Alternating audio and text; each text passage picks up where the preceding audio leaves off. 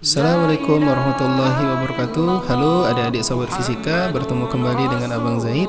Masih dalam bahasan UTBK Fisika. Kali ini kita bahas tentang listrik dinamis.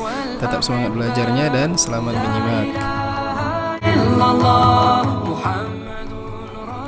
Dua buah sumber tegangan, tiga buah hambatan identik, dan sebuah ampermeter ideal disusun menjadi rangkaian sederhana seperti ditunjukkan pada gambar A.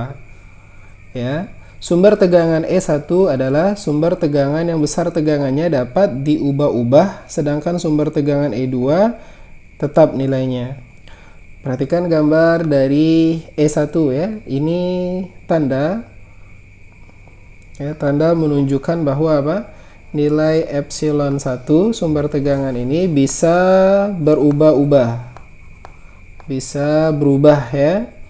Kemudian nilai E2 ini tetap nilainya, E2 nilainya tetap tidak berubah ya. Nah, sekarang grafik arus yang terbaca pada ampermeter terhadap tegangan E1 ditunjukkan seperti pada gambar B.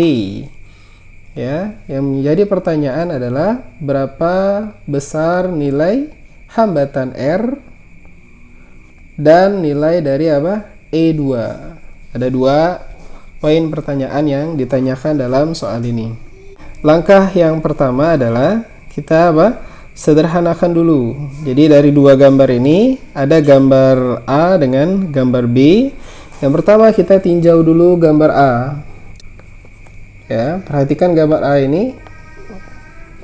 Lihat, nah, kita bisa gunakan hukum 2 Kirchhoff. Sigma epsilon ditambah sigma I kali R sama dengan 0. Sekarang lihat di gambar ini, kita lihat gambarnya, lihat ada berapa banyak epsilon di sini? Ada 2 epsilon dan polaritasnya arahnya sama. Artinya kalau kita buat arah jalannya ke bawah, ya, ini bakalan ketemu yang panjang. Ingat sisi panjang kan positif. Ketemu lagi dengan epsilon 2 juga positif, ya. Maka kita bisa tuliskan nilai epsilon 1 dan epsilon 2 pada persamaan ini positif dua-duanya. Epsilon 1 ditambah epsilon 2. Ya, sekarang arah arus untuk memudahkannya, ya, anggap ada arus total sebesar I1. Kenapa kita pakai U1? Karena arus pada ampermeter ini nilainya I. Ini kan sudah ya, dia buat nih nilainya I. Nah, karena ini I, maka arus pada hambatan BE ini juga I. Kenapa? Karena nilai hambatannya yang sama. Tegangannya harus sama, maka arus juga harus sama. Hubungannya apa dengan I1? Ya, dari cabang ini kita bisa tulis hukum Kirchhoff 1. Nantinya apa? Arus yang masuk sama dengan arus yang keluar. Artinya I1 sama dengan 2I. Diperoleh dari mana? I ditambah I. I yang ini ditambah I yang ini. Ya, nah ini masukkan lagi, substitusi lagi. Berarti ini dikurangi, ya, I1 dikali R total sama dengan 0. Ingat, R totalnya diperoleh dari R total itu apa? Seri antara R paralel ditambah dengan R. R paralel ini yang mana? R paralel itu dua buah R yang ini. Nah, ini nanti jadinya R paralel, gabungannya adalah R paralel, kemudian diserikan dengan R yang di luar, yang sendirian ini. Ya. Baik. Kita pindah ruaskan ini, I1 substitusikan nilainya adalah 2I. Jadi ini 2I. Sedangkan R total ini kalau dihitung jadi apa? R paralel sendiri R per 2 ditambah R, hasilnya jadi apa? 3 per 2 R gitu. Maka R total jadi 3 per 2 R sama dengan epsilon 1 ditambah epsilon 2 gitu. Nah, ini kita geser. Maka hasilnya apa jadi? 3I dikali R sama dengan epsilon 1 ditambah epsilon 2. Nah, anggaplah ini persamaan I1 yang kita peroleh, ya. Sekarang kita tinjau dari gambar B. Ya, sekarang kita tinjau gambar B.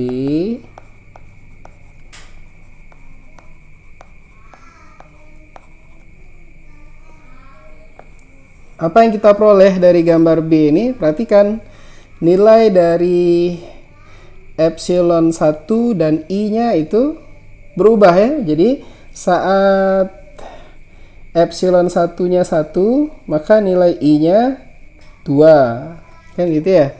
Kita tulis ya, kita tuliskan di sini waktu nilai I.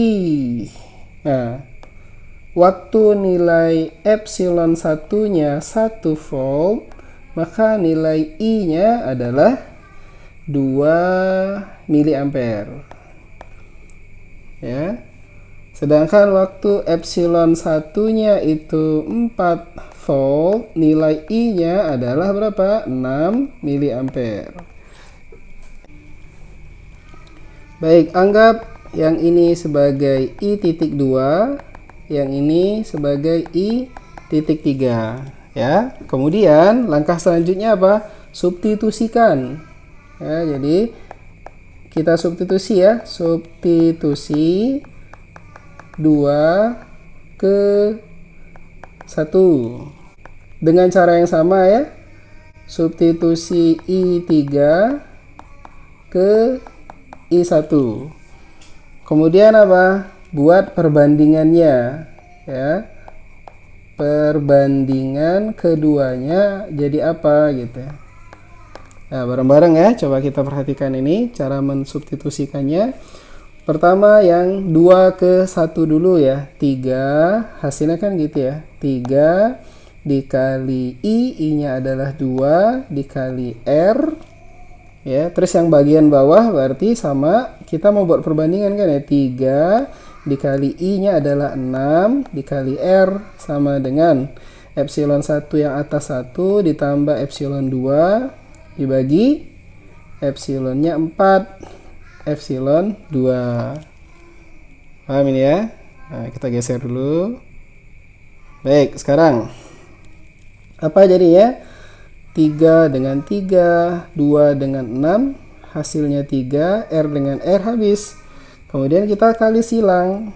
Jadi 4 ditambah epsilon 2 sama dengan 3 ditambah 3 epsilon 2. Pindah ruas. Hasilnya jadi 2 epsilon 2 sama dengan 1. Epsilon 2 dapat apa? 0,5 volt gitu. Nah, ini yang pertama kita dapat. Lihat ya, pertanyaannya kan epsilon 2. Artinya epsilon 2 ini kita udah dapat 0,5 volt. Ya. Sekarang langkah selanjutnya yang mau kita cari adalah apa? Nilai dari hambatan.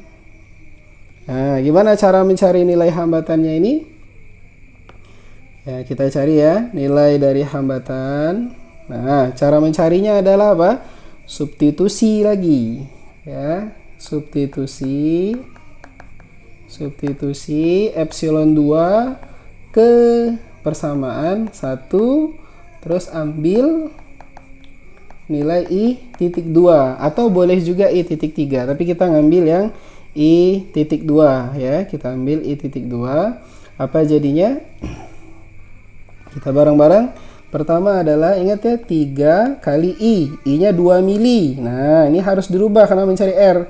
Milinya diubah minus 3 ampere ya, dikali R sama dengan epsilon 1, epsilonnya 1 ditambah epsilon 2 nya 0,5 ya. Maka ini hasilnya 6 ya, kali 10 pangkat min 3 kali R sama dengan 1,5 ya. Maka R sama dengan, nah ini kita sederhanakan bisa, ini 1, yang ini 4. Nah, 1 dibagi 4 0,25 gitu. Hasilnya jadi 250 ohm gitu, 0,25 kali 1000. Nah, ini jawaban untuk nilai R-nya ya. Kita udah dapat nih jawaban untuk soal ini ya. Soal ini artinya apa? Nilai R-nya adalah 250 dan nilai dari epsilon 2 nya 0,5 volt. Maka jawabannya yang pilihannya yang A. Nah, demikian ya, sampai sini dulu, semoga bisa difahami dengan baik. Terima kasih, jangan lupa like, share, dan subscribe-nya.